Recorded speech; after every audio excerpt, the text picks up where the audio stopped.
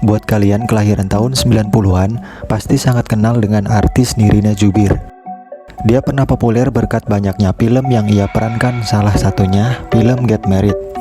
Bahkan, saking bagusnya film Get Married, dilanjutlah film tersebut sampai jilid 5. Nama lengkapnya adalah Nirina Rodotul Janah Zubir. Ia lahir pada tanggal 12 Maret 1980. Ia adalah artis dan penyanyi Indonesia keturunan Minangkabau. Ia mengawali karir dengan menjadi penyiar radio di Prambors dan menjadi VJ di MTV Indonesia. Ia jalani karirnya sebagai penyiar radio selama 8 bulan, kemudian menjadi VJ MTV Indonesia selama beberapa tahun, dan memulai debut akting dalam film 30 Hari Mencari Cinta pada tahun 2004. Setelah sukses memerankan tokoh Regina di film tersebut yang berkarakter tidak jauh dengan sifat aslinya, Nirina mendapatkan tantangan untuk bermain film keduanya yang berjudul Mirror dan berperan sebagai Kikan pada tahun 2005. Seiring berjalannya waktu, namanya mulai meredup dan muncul lagi ketika Nirina Zubir menjadi korban mafia tanah dengan total kerugian 17 miliar. Dia bersama sang kakak, Padlan, menceritakan awal mula kecurigaan hingga terungkapnya kasus mafia tanah.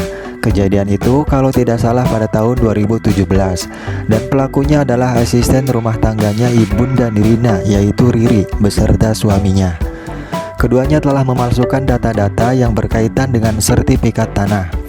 Keduanya pun menjadi terdakwa kasus pemalsuan sertifikat tanah pada tahun 2022 dengan hukuman 15 tahun penjara dan denda 1 miliar rupiah. Kini, Nirina Zubir kembali dihebohkan dengan pernyataannya terhadap pemilu, khususnya calon-calon presiden. Ia menyatakan untuk berhenti menyuarakan dukungan kepada Capres dan Cawapres pemilu 2024. Nirina Zubir berhenti mendukung Capres dan Cawapres karena masalah mafia tanah yang membelitnya sejak tahun lalu yang tak kunjung menemukan titik terang. Ia menilai para Capres belum memperlihatkan komitmen memberantas mafia tanah. Ibu dua anak ini mengingatkan, mafia tanah bukan masalah pribadi. Nirina Zubir bukan satu-satunya warga Indonesia yang dirugikan mafia tanah.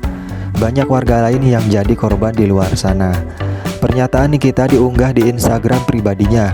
Dalam unggahannya pun, ia menandai para calon presiden dan calon wakil presiden untuk bisa menyelesaikan kasus yang dialami Nirina Zubir. Ia meminta komitmen dari semua calon untuk bisa menyikapi dan menindak kasus mafia tanah. Bahkan, Nirina juga menandai Presiden Jokowi yang katanya Pak Presiden sudah memberikan instruksi langsung, tapi tetap saja Nirina dan keluarga masih bingung. Nirina Zubir juga berpendapat komitmen Capres dan Cawapres dalam memberantas mafia tanah sangatlah penting untuk menumbuhkan kepercayaan masyarakat terhadap para pemimpin negara di masa depan.